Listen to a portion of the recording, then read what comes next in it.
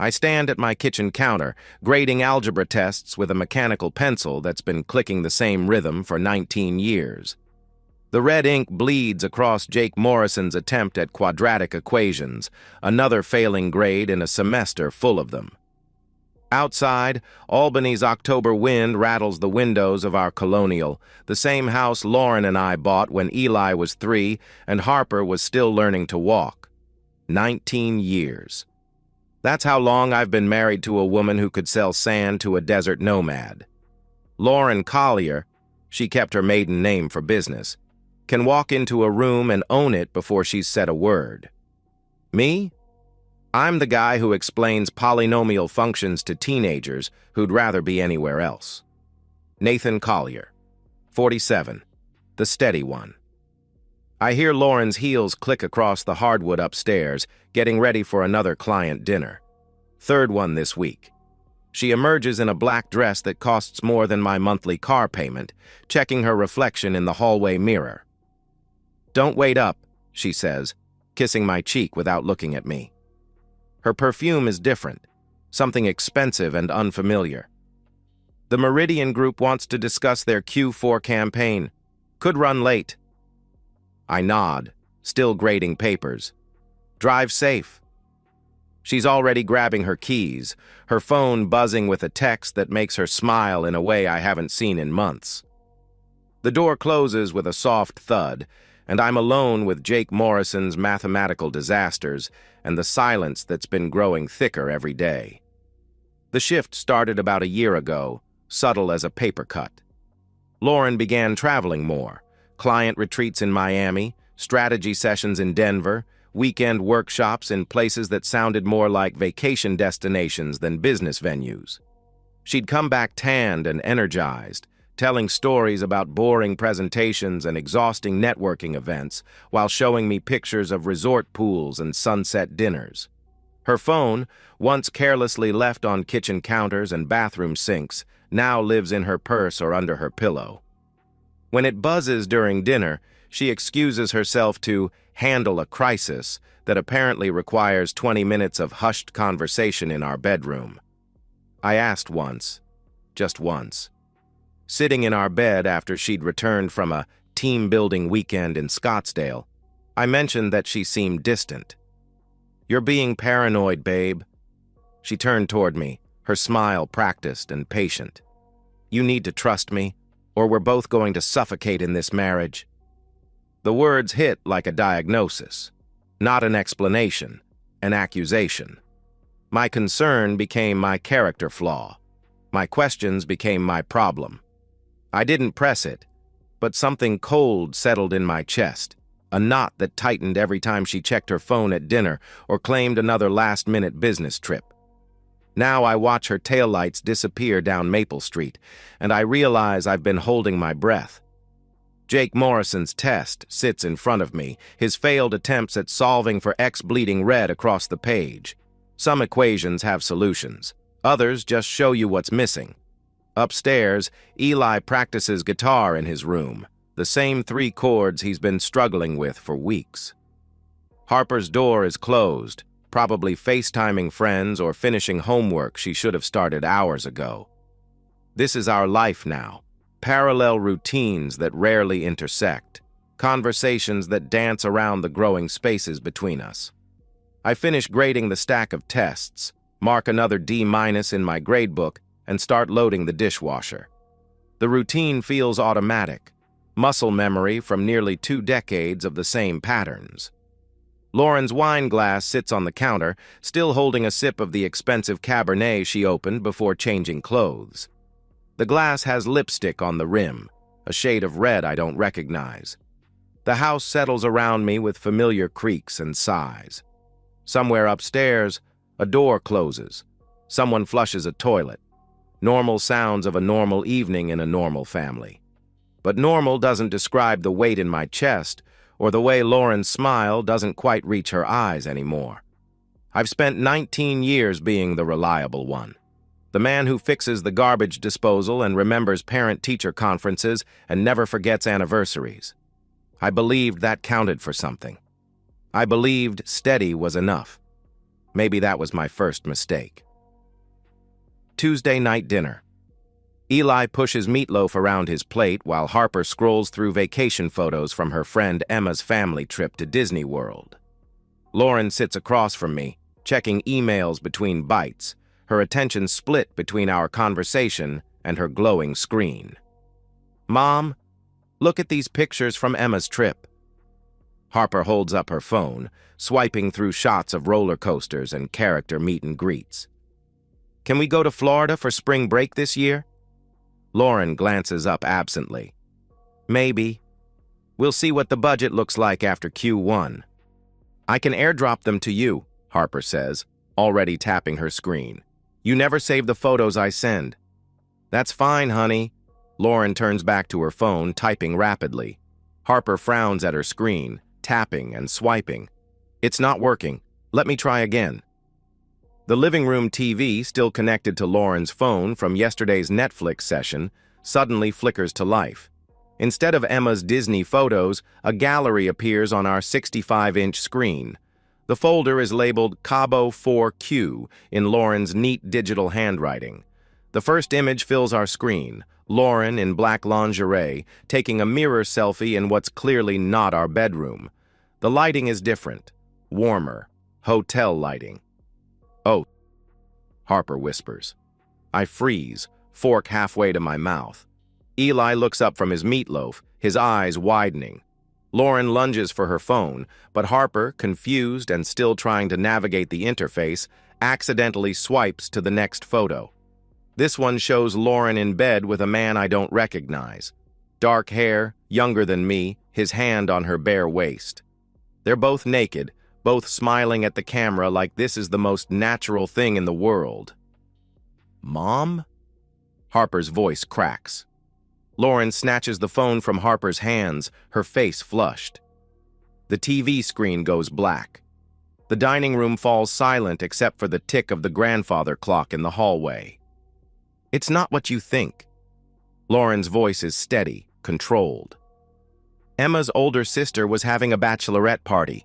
They were being ridiculous, taking joke photos. You know how those things get." She looks directly at me, her eyes clear and unflinching. "This is exactly the kind of misunderstanding that destroys families, Nate. Don't let your imagination run wild." Harper stares at her mother, then at me, then back at Lauren. "But Mom, that didn't look like—" "Harper." Lauren's voice sharpens. "Enough. It was a stupid joke between friends. Period." Eli hasn't said a word. He's looking at his plate, his jaw clenched, processing what he just saw with the uncomfortable awareness of a 17-year-old who knows more about than his parents want to admit. Lauren stands, smoothing her skirt. "I'm going to call Emma's mom right now and explain how her daughter's phone got mixed up with these inappropriate pictures. This is exactly why teenagers shouldn't have unrestricted access to social media." She walks toward the kitchen, already dialing, her voice shifting into the professional tone she uses with difficult clients. I hear her saying something about teenage pranks and borrowed phones and parental oversight, but I'm not listening to her performance. I'm staring at the black TV screen, replaying what I just saw. The intimacy in that second photo wasn't staged. The way that man's hand rested on Lauren's skin, the satisfied smile on her face. Those weren't joke photos from a bachelorette party. "Dad?" Harper's voice is small. I look at my daughter, 15 years old, still young enough to believe her mother's lies, but old enough to recognize the cracks in them. Her eyes are wide, confused, looking for me to make sense of what just happened. "Finish your dinner," I say quietly, but my own plate sits untouched. The meatloaf has gone cold, the mashed potatoes congealing into an unappetizing mass. Lauren's voice drifts from the kitchen, animated and defensive, spinning a story that gets more elaborate with each sentence. Eli pushes back from the table. "I've got homework." He leaves without another word, taking the stairs 2 at a time. Harper follows a few minutes later, her phone clutched in her hand, like evidence she's not sure she wants to possess. I sit alone at our dining room table, surrounded by the detritus of another family dinner. Lauren's wine glass still holds a sip of Cabernet. Her napkin is folded neatly beside her plate. Everything looks normal, domestic, intact. But something has shifted. The foundation we've built over 19 years, trust, assumption, the quiet understanding that we're on the same team, has developed a crack I can't unsee. Lauren returns from the kitchen, her phone call apparently finished. She sits back down, picks up her fork, and resumes eating as if nothing happened. "All sorted out," she says conversationally. "Kids and their phones, right?" They don't understand how these things can be taken out of context. I nod, cutting into my meatloaf with deliberate precision. The knife separates the meat cleanly, no resistance. "Right," I say. But inside, something has switched off. The part of me that wanted to believe her story, that needed to maintain the fiction of our marriage, has gone quiet. In its place, something colder has awakened. Something that observes rather than trusts. Something that remembers rather than forgives. I finish my dinner in silence, chewing mechanically while Lauren talks about her upcoming client presentation. She gestures with her fork, animated and confident, as if the last 10 minutes never happened. I listen and nod and ask appropriate questions. I clear the table and load the dishwasher. I kiss her goodnight when she heads upstairs early, claiming exhaustion from a long day. But I don't touch her. Not really. And I don't forget what I saw on that screen. Some things once seen can't be unseen. Some truths, once revealed, change the equation permanently. Lauren may have convinced herself she talked her way out of this, but she's made a critical error in her calculations. She's assumed I'm the same man who went to bed last night. I become invisible on purpose. It's surprisingly easy when you've spent 19 years being furniture in your own marriage. Lauren has always been the bright light in our house, the one who draws attention, commands rooms, fills silence with her presence. I've been the steady backdrop, reliable and unremarkable. Now I use that. 3 days after the dinner incident, Lauren stops pretending to be careful. She texts during breakfast, the phone propped against her coffee mug while she scrolls through messages that make her smile. She takes calls in our bedroom with the door barely closed, her voice dropping to intimate whispers that carry through the thin walls. I don't confront. I observe. Wednesday morning, I help my colleague Pete Ramirez fix his classroom computer. Pete teaches information systems, runs the school's IT department, and occasionally consults for local businesses on cybersecurity. While we're troubleshooting his network issues, I mention my concern about our home devices being vulnerable to hacking. Identity theft is everywhere these days, I say, keeping my voice casual. Lauren's got client information on her phone and laptop. I'm worried about data breaches. Pete nods sympathetically. Smart thinking. Corporate espionage is a real problem in marketing. Want me to run a security audit on your home network? I can set up some monitoring software, make sure nobody's accessing your devices remotely. That would be great. Pete comes over Saturday morning while Lauren's at her Pilates class. In 30 minutes, he installs keyloggers on our shared laptop, sets up GPS tracking on Lauren's phone through our family plan, and creates a mirrored backup of her text messages and emails that forwards to a secure account I can access from my work computer. This'll catch any suspicious activity, Pete explains, showing me the dashboard on my phone. If someone's trying to steal data, you'll know immediately. I thank him and delete the history from my browser. By Monday, I'm reading Lauren's messages in real time. The affair isn't subtle, it's brazen. His name is Marcus Webb, 34, a client from the Meridian Group. The relationship started 8 months ago during a strategy session in Denver. Since then, they've met in Miami, Phoenix, San Diego, and Cabo. Every business trip Lauren mentioned, every weekend conference and client retreat was a carefully orchestrated lie. The messages are explicit, detailed, and contemptuous. Marcus calls her insatiable. Lauren calls me clueless, and jokes about how I still set out her vitamins every morning like a good little house husband. But it's her conversation with her friend Diane that cuts deepest. Lauren. He actually asked if I was happy in our marriage. Can you believe that? Diane. What did you tell him? Lauren. The truth. That Nate's wallpaper. He'll never leave. Too much pride to explode, too little spine to walk away. He's comfortable being the victim. Diane. Brutal but probably accurate. Lauren. I know it sounds awful, but I need this. Marcus makes me feel alive again. Nate makes me feel like I'm suffocating in suburban mediocrity. Diane. Just be careful. You don't want this blowing up your whole life. Lauren. It won't. Nate doesn't have it in him to make noise. He's too afraid of disrupting the kid's stability. He'll swallow it and pretend everything's fine.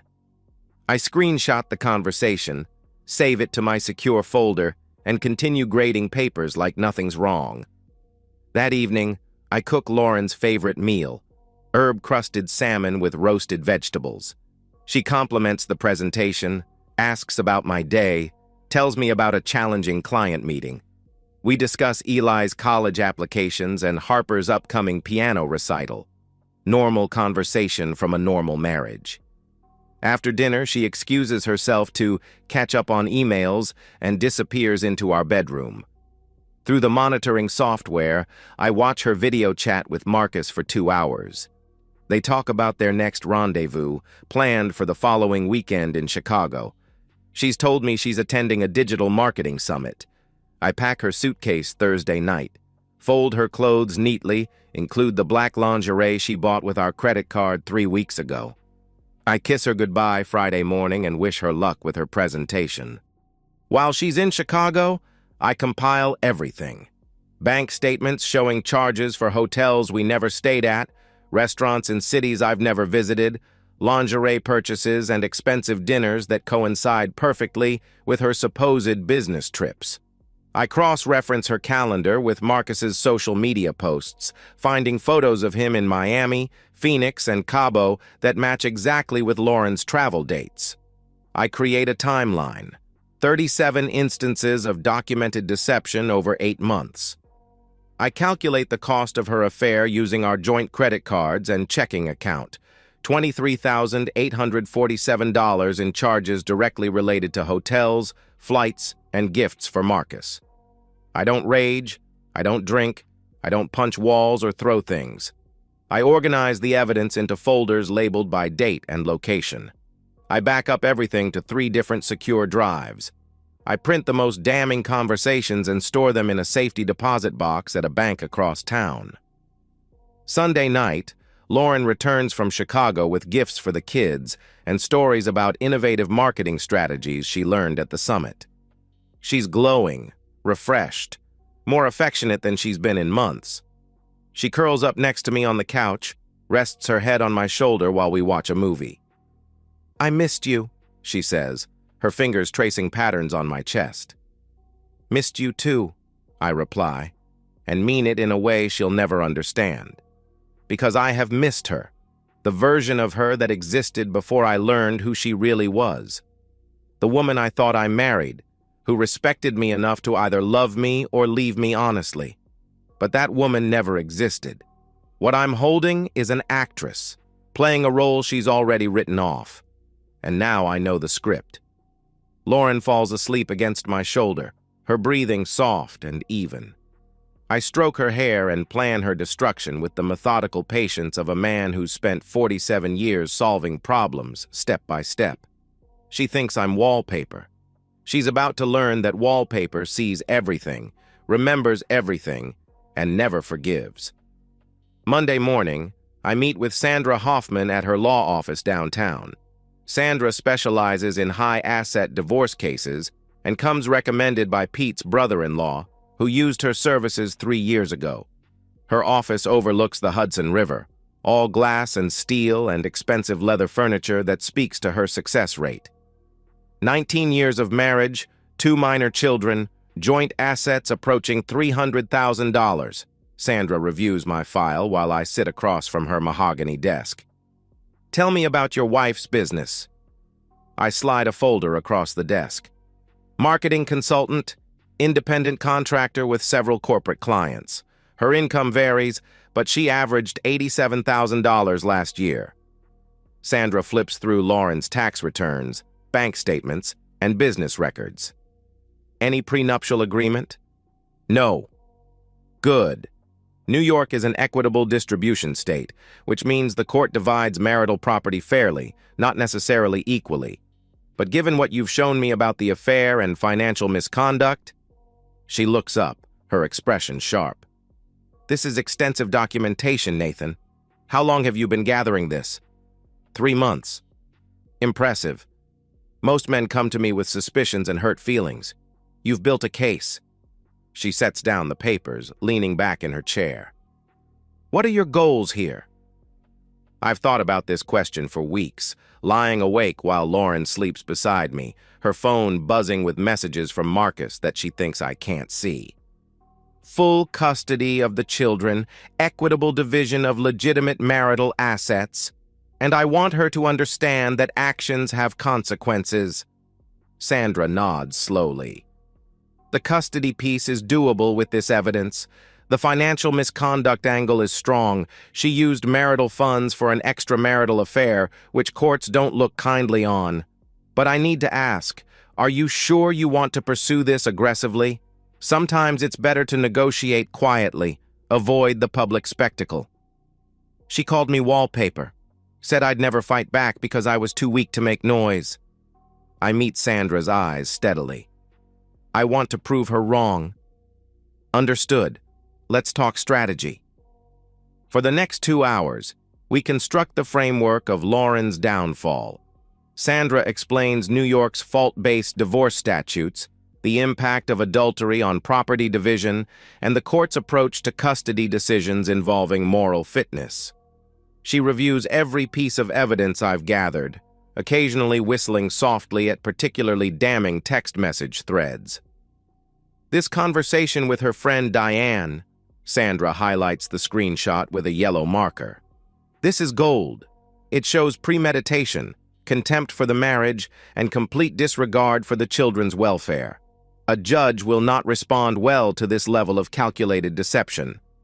We draft the divorce petition, including a motion for emergency custody based on Lauren's use of marital assets for illegal activities.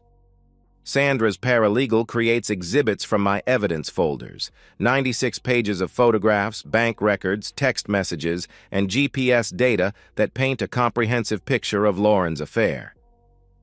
When do you want to file? Sandra asks. I check my calendar. Eli has his final college interview next Tuesday. Virtual meeting with Columbia. Lauren promised to be there, show what a supportive family we are. I look up at Sandra. I want the papers served that morning, while she's on camera with the admissions officer. Sandra raises an eyebrow. That's theatrical. It's appropriate. She's been performing for months. Time for the curtain call. While Sandra handles the legal framework, I execute the financial strategy. Over the past month, I've been quietly moving assets into accounts Lauren doesn't monitor. I establish a college fund trust for Eli and Harper, transferring $50,000 from our joint savings account in small increments that won't trigger alerts. I roll over my 401k into a new account at a different bank, protecting my retirement from Lauren's potential claims. I document every penny Lauren has spent on her affair, creating a spreadsheet that cross-references credit card charges with her documented travel to meet Marcus. Hotel rooms in Miami, $2,847. Flights to Phoenix, $1,200. The black lingerie set she wore in those photos, $340 at Victoria's Secret, charged to our joint MasterCard the day before her trip to Cabo. The irony isn't lost on me.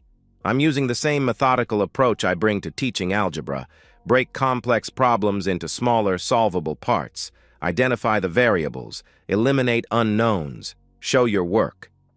Wednesday evening, I research Lauren's employer. The Meridian Group has a strict non-fraternization policy for consultants working with clients. Their employee handbook, available on their website, explicitly prohibits personal relationships that could compromise professional judgment or create conflicts of interest. Violation results in immediate termination without severance. I craft an anonymous email to their HR department, professionally worded and thoroughly documented. I include screenshots of Lauren's messages with Marcus, time-stamped photos from their trips, and a detailed timeline showing how their personal relationship coincided with her work on Meridian's account. I schedule the email to send automatically next Tuesday at 11:15 a.m. Friday night, Lauren comes home late from what she claims was a client dinner. She's wearing a new dress, her makeup freshly applied, smelling like expensive wine and someone else's cologne. She finds me in my study, grading tests. "Sorry I'm late," she says, leaning in to kiss my cheek. "The Meridian meeting ran long. Marcus had some last-minute concerns about the fourth quarter campaign." I look up from my papers, meeting her eyes with the same expression I've worn for months. Mild interest, complete trust, absolute obliviousness. "No problem.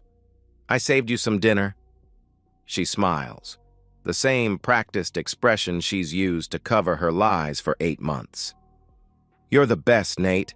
I don't know what I'd do without you." "Hopefully you'll never have to find out," I reply, turning back to my grading. She laughs softly, thinking she understands the joke. She doesn't realize I'm being literal. In 5 days, Lauren's performance ends. The audience she's been playing to, me, the kids, her friends, her colleagues, will finally see the real show. She thinks I'm too weak to make noise. Next Tuesday, she discovers just how loudly wallpaper can scream when it decides to peel itself off the wall. Tuesday morning, 10:47 a.m. I sit in my study, laptop open, watching the cursor blink in my email draft window. Across the hall, Lauren adjusts her blouse in the hallway mirror, preparing for Eli's Columbia interview. She's chosen her outfit carefully, professional but warm, the perfect balance for a supportive mother helping her son secure his future. "15 minutes, Eli," she calls upstairs. "Make sure your camera angle is good." I listen to her orchestrate our family's performance, the same way she's orchestrated everything else for the past 8 months. Today, the script changes. At 10:59, I click send on the email to Sandra Hoffman. 4 words: execute the filing now. At 11:01, while Lauren settles into the chair beside Eli's desk, my phone buzzes with a confirmation text. "Papers filed. Process server en route. ETA 11:15. Lauren smooths her hair and smiles at the laptop camera. "Good morning, Mr. Davidson. Thank you so much for taking the time to meet with Eli today." The Columbia admissions officer, a tired-looking man in his 50s, returns her smile professionally. "Of course, Mrs. Collier. Eli's application is impressive. I'm looking forward to learning more about his goals." I watch from the doorway as my son begins discussing his passion for engineering, his voice steady despite the nerves I know he's feeling. Lauren nods encouragingly, occasionally asking thoughtful questions that demonstrate her engagement with his academic aspirations. She's good at this. The supportive mother role comes naturally to her, probably because it's one of the few performances that actually requires her to care about someone besides herself. At 11:14, the doorbell rings. Lauren glances toward the sound, her smile faltering slightly. I'm already moving toward the front door. "Process server for Lauren Collier," the woman on my porch says quietly, holding a manila envelope. "She's in a meeting. Can I sign for it?" "If you're the husband, yes. You're Nathan Collier?" "I am." She hands me the papers, has me sign her clipboard, and disappears back to her car. I close the door and walk upstairs to Lauren's office, the envelope heavy in my hands. Through the open door, I can hear Eli explaining his senior project to Mr. Davidson. Lauren listens intently, occasionally nodding or jotting notes on a pad beside her elbow. Which is why I think Columbia's engineering program would be the perfect fit for my interests in sustainable design, Eli concludes. "Excellent," Mr. Davidson replies. "Now, I'd like to ask about your family support system.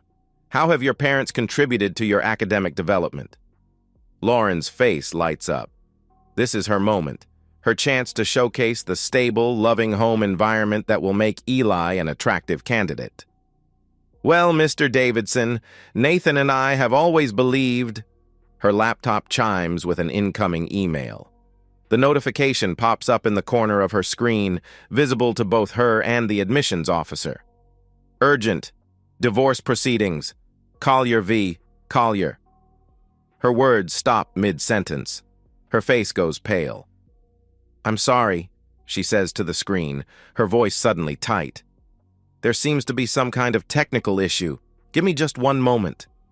She clicks on the email, and I watch her eyes scan the first lines of Sandra's message. Mrs. Collier, please be advised that divorce proceedings have been filed against you in Albany County Family Court.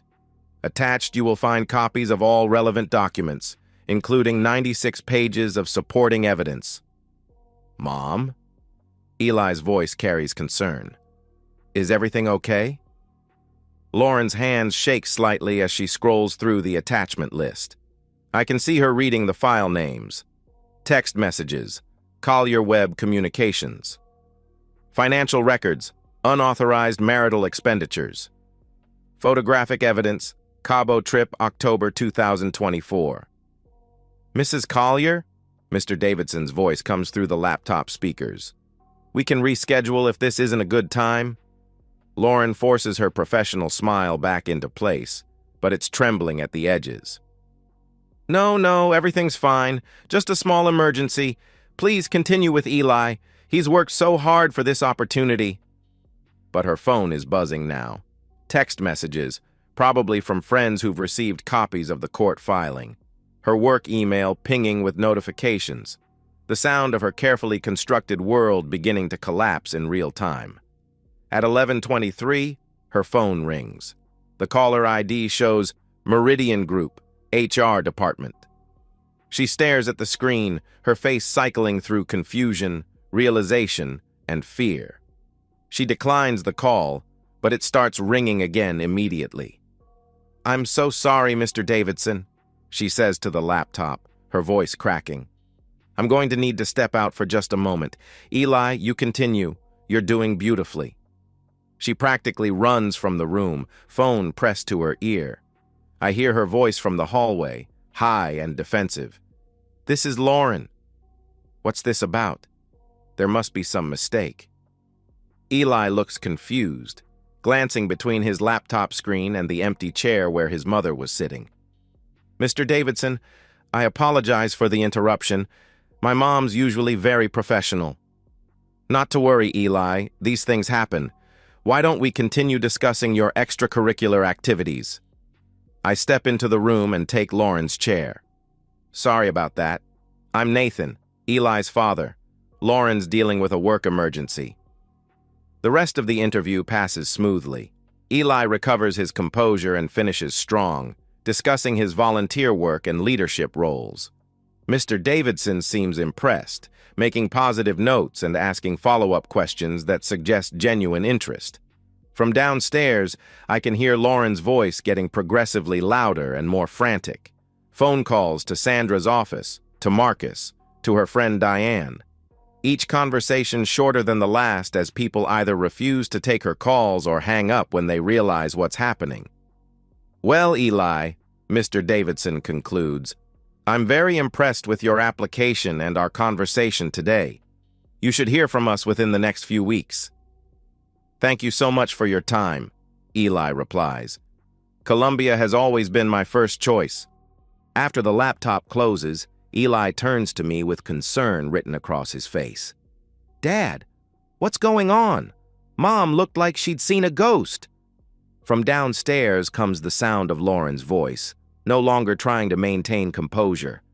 You can't just fire me over anonymous accusations. I demand to speak to someone with actual authority. I look at my 17-year-old son, this young man who's about to start his adult life, and realize this is the moment his childhood officially ends. Your mother and I are getting divorced, Eli. She's been having an affair for the past 8 months. I filed the papers this morning. His face goes through the same progression I watched Lauren's go through. Confusion, realization, and finally, something that looks almost like relief. I kind of figured, he says quietly. Harper and I both did. The way she's been acting, the phone calls, staying out late. We just didn't know how to ask. From downstairs, "You don't understand. This is all a misunderstanding. My husband is obviously having some kind of breakdown." Eli winces at the sound of his mother's desperation.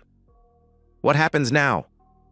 I put my hand on his shoulder, feeling the weight of 19 years of trying to protect him and Harper from exactly this moment. "Now, we find out what we're all really made of." The Albany County Family Court smells like disinfectant and broken promises.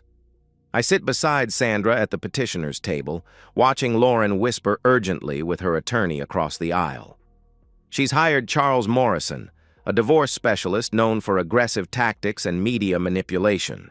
He's expensive, flashy, and completely outmatched by the evidence Sandra has compiled. Judge Patricia Henley enters the courtroom, and we rise. She's in her early 60s, silver-haired, with the no-nonsense expression of someone who's seen every possible variation of marital breakdown. She reviews our case file while we settle back into our seats. "This is a motion for temporary custody in the matter of Collier versus Collier," Judge Henley begins. "Mr. Collier seeks full custody of both minor children based on allegations of adultery, financial misconduct, and abandonment of parental responsibilities. Mrs. Collier contests these allegations. Counselor Hoffman, present your case." Sandra stands, her presentation crisp and methodical. She introduces the evidence systematically. The documented affair spanning 8 months, the misappropriation of $23,847 in marital funds for adultery-related expenses, and the text message conversations showing Lauren's contempt for her family responsibilities.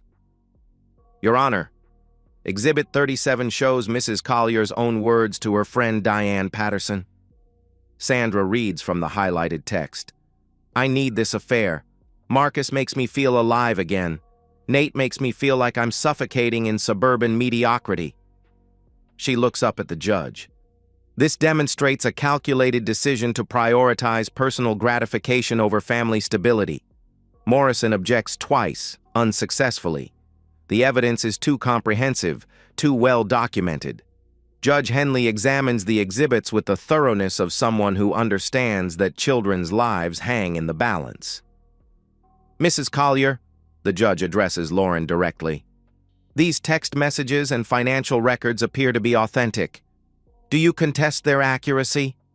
Lauren half rises from her seat, her voice tight. "Your Honor, my husband has obviously been spying on me, violating my privacy, building some kind of elaborate case to destroy my reputation. This feels like harassment, not legal proceedings." "Mrs. Collier, adultery is grounds for divorce in New York State. The method by which your husband discovered your extramarital affair doesn't negate its existence. Do you deny having a sexual relationship with Marcus Webb while married to the petitioner?" Lauren's silence stretches for 10 seconds. Morrison leans over to whisper in her ear, but she doesn't respond. "No, Your Honor. I don't deny it." Judge Henley makes a note in her file. "And do you contest the financial records showing expenditures of marital funds for this relationship?" Another pause. "No, Your Honor." "Very well. Mr. Morrison, does your client wish to present any evidence regarding her fitness as a parent or her commitment to the children's welfare?" Morrison stands, attempting damage control. "Your Honor, Mrs. Collier has been a devoted mother for 15 years. One mistake in her marriage doesn't negate her love for her children or her ability to provide them with a stable home environment."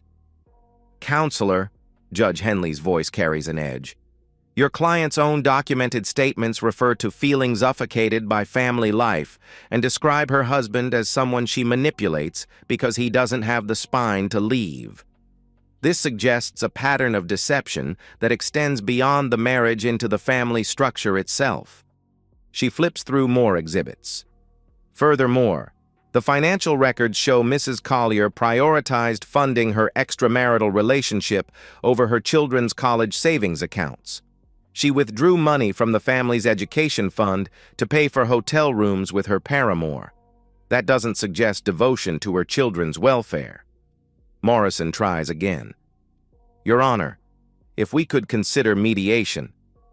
Counselor, I've reviewed 96 pages of evidence suggesting calculated deception over an 8-month period. This isn't a case for mediation. This is a case for consequences. Judge Henley closes the file and looks directly at Lauren. Mrs. Collier, I'm granting temporary full custody to your husband, effective immediately. You'll have supervised visitation rights 2 weekends per month, pending a full custody evaluation. Additionally, you're enjoined from accessing any joint marital accounts until the financial discovery process is complete. Lauren's face crumbles. Your Honor, you can't take my children away. They need their mother. Mrs. Collier, your children needed their mother to prioritize their welfare over her personal desires. You made a different choice. These are the consequences of that choice. The gavel falls with a sound like a coffin lid closing. Outside the courthouse, Lauren approaches me while Sandra loads files into her car. Her mascara has run, leaving dark tracks down her cheeks. She looks smaller somehow, diminished without the confidence that used to armor her. Nate, please. We can work this out. I made a mistake, but I love you. I love the kids. Don't destroy our family over one stupid decision. I study her face, looking for any trace of the woman I married, but all I see is desperation and damage control. You destroyed our family 8 months ago, Lauren. I'm just cleaning up the debris. The kids need stability. They need both parents. Harper's 15. This is a crucial time for her development. You can't just cut me out of their lives. I'm not cutting you out. The court gave you supervised visitation. That's more than you deserved. Her expression shifts, the pleading mask slipping to reveal something uglier underneath. This is about your ego, isn't it? You couldn't handle that I found someone who actually made me happy. So you're punishing me for wanting more than suburban mediocrity. There it is. The real Lauren, the one who's been hiding behind performance and manipulation for months. The one who thinks she's the victim in this story. No, Lauren. This is about consequences. You called me wallpaper, said I'd never fight back because I was too weak to make noise. You were wrong. I walk away, leaving her standing on the courthouse steps. Sandra drives me home in comfortable silence, the custody order sealed in her briefcase like a trophy. At home, Harper sits at the kitchen table doing homework. She looks up when I enter, her expression guarded. How did it go? You're staying with me. Your mother has visitation rights every other weekend. Harper nods slowly, processing this information. Is she going to be okay? The question surprises me with its maturity. At 15, Harper is already thinking like an adult, considering consequences beyond her own immediate comfort. That's up to her. I don't want to see her right now, Harper says quietly. Is that wrong? I sit down beside my daughter, this young woman who's been forced to grow up too quickly because of choices she didn't make. No, honey, it's not wrong. You need time to process what's happened. When you're ready to see her, we'll arrange it. When you're not ready, we won't. Eli comes home from his after-school job at the campus bookstore, dropping his backpack by the door with his usual casual disregard for organization. He looks at both of us, sitting at the kitchen table, and immediately understands that official news has arrived. So? Full custody, I tell him. Your mother has supervised visits every other weekend if you want to see her. He considers this for a moment, then shrugs. Maybe eventually. Right now, I just want to focus on college applications and pretend none of this happened. Fair enough. That evening, I cook dinner for 3 instead of 4. The portions look wrong on our plates, too much food in too much space. We eat quietly, the absence of Lauren's voice making our dining room feel hollow. But there's also something else, a sense of honest quiet, of conversations that don't require navigation around hidden landmines. For the first time in months, nobody's phone buzzes with secret messages during our meal.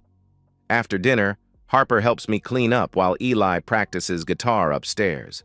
The same 3 chords he's been struggling with, but they sound cleaner now, more confident. "Dad?" Harper's voice is tentative. "I'm proud of you." I look at my daughter, surprised. For not just yelling and screaming like other divorced parents do, for proving she was wrong about you without becoming someone scary. She dries a plate carefully, avoiding my eyes. "I was worried you'd fall apart or get mean, but you didn't. You just solved the problem." I realized that this is what I wanted most. Not just to win against Lauren, but to show my children that strength doesn't have to look like anger, that justice doesn't require cruelty. "Thanks, sweetheart." Later, after the kids are in bed, I sit in my study grading papers. The same algebra tests, the same red ink marking the same mathematical errors. But the rhythm feels different now, purposeful instead of automatic. My phone buzzes with a text from an unknown number. "You destroyed everything. I hope you're satisfied." I delete the message without responding and continue grading. Some equations have solutions. Others just show you what's missing. Tonight, for the first time in 8 months, I know exactly what I'm working with. 6 months later, I sit at our kitchen table, my kitchen table now, setting out 4 plates from habit before remembering to put one back. The morning light cuts through the windows at an angle that's become familiar, comfortable. Outside, the maple tree I planted when Eli was 8 has started turning orange, marking another autumn in a life that's finally found its equilibrium. Harper comes downstairs wearing her cross-country uniform, her hair pulled back in the practical ponytail of someone who's stopped caring about impressing anyone. She's grown 3 inches since the divorce, shot up like a plant finally getting enough sunlight. "Morning, Dad." She grabs an apple from the bowl, checks her watch. "Can you pick me up after practice?" I don't want to take the bus. "Of course." "What time?" 5:30. "And Dad?" "Thanks for letting me skip the visitation this weekend. I'm still not ready." I nod, buttering toast that I'll eat because my body needs fuel, not because I'm particularly hungry. "When you're ready, you'll let me know." She kisses my cheek and heads for the door, calling goodbye to Eli upstairs. The sound of her footsteps fades down the driveway, replaced by the familiar morning quiet of a house that's learned to function without performance. Eli appears in the kitchen wearing his Columbia sweatshirt. Early admission, full scholarship. The interview that was interrupted by his mother's world collapse turning out to be his golden ticket. He's different now, more serious but somehow lighter, like he's stopped carrying weight that was never his to bear. "Got that calculus test today," he says, grabbing his coffee mug. Black, no sugar, the same way I drink mine. "You ready for it?" "Yeah. Mrs. Patterson's tests are tough but fair. If you know the material, you'll be fine." He pauses at the door, looking back. "Kind of like life, right? If you do the work, show your steps, you get the right answer eventually." After he leaves, I sit alone with my coffee and yesterday's mail. A letter from Lauren's attorney about finalizing the property division. A notice from Harper's school about parent-teacher conferences. A credit card statement showing the modest, predictable expenses of a man who pays for his own hotel rooms. I don't miss the chaos. I thought I would. 19 years of partnership leaves patterns that are hard to break. But the silence that terrified me in those first weeks has become something else. Not emptiness, but space. Room to breathe without monitoring the emotional temperature of someone who was always performing for an audience I couldn't see. The doorbell rings, interrupting my coffee and contemplation. Through the window, I see Diane Patterson on my porch, Harper's mother's former best friend, the one who encouraged Lauren's affair and helped her justify the destruction of our family. I consider not answering, but curiosity wins. Nathan. Diane's voice is careful, apologetic. I know you probably don't want to see me, but I wanted to apologize. For my part in everything. I study her face, looking for the performance cues I've learned to recognize. But she just looks tired, older than she should at 43. Come in. We sit in the living room, the same room where Lauren used to hold court during her dinner parties, charming everyone with stories that I now know were carefully edited versions of her double life. I've been thinking about what I did, Diane says, her hands twisted in her lap. How I encouraged her, told her she deserved to be happy, that you'd understand eventually. I was wrong, Nathan. I was so wrong. Why are you telling me this? Because my husband found out about my own affair last month.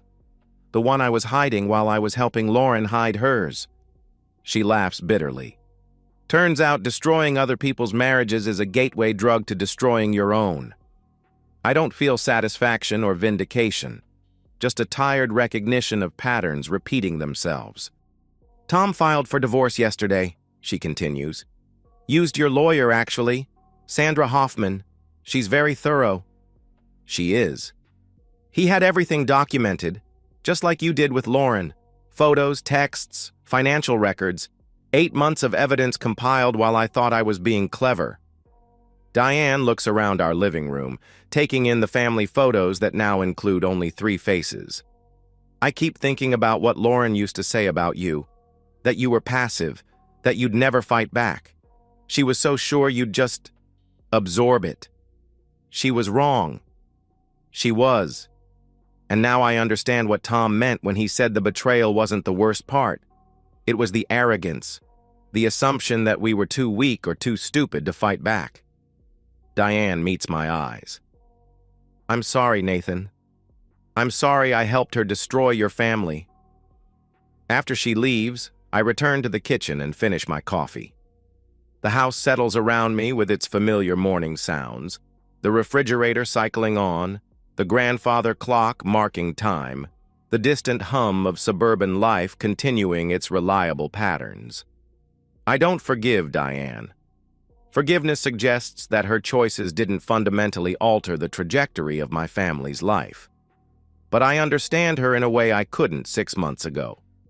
People make destructive choices when they convince themselves that consequences only apply to other people. That evening, after Harper's practice and Eli's calculus study session, we sit down to dinner. Just the 3 of us. No empty chair, no careful navigation around forbidden topics. We talk about Harper's upcoming math competition, Eli's plans for his gap year, my decision to apply for the department chair position I've avoided for years because Lauren said it would make me boring and administrative. You should do it, Dad, Harper says, twirling spaghetti around her fork. You're good at organizing things, solving problems, and you don't have to ask anyone's permission anymore. The casual wisdom of 15-year-olds. She's right, of course. For the first time in 2 decades, my decisions only need to make sense to me and the kids. The liberation is still new enough to feel strange. Later, while Harper and Eli work on homework upstairs, I sit in my study with a stack of papers that need grading. But instead of diving into polynomial equations, I find myself thinking about the question I've been avoiding for months. What kind of man does it make me that I feel no guilt about what I did to Lauren? I destroyed her life systematically, methodically, with the same attention to detail I bring to lesson planning. I didn't just divorce her, I dismantled her entire existence. Her job, her reputation, her financial security, her relationship with her children, her faith in her own ability to manipulate people into accepting her version of reality. A year ago, the man I used to be would have been horrified by what I've become. Nathan the pushover, Nathan the accommodating husband, Nathan who always chose peace over confrontation, wouldn't recognize the person who planned Lauren's public destruction with such cold precision. But that Nathan was built on a lie. The assumption that being good meant absorbing other people's cruelty without consequence. The belief that strength always looked like accommodation, that love meant accepting disrespect as the price of keeping families intact. Lauren called me wallpaper, but wallpaper sees everything.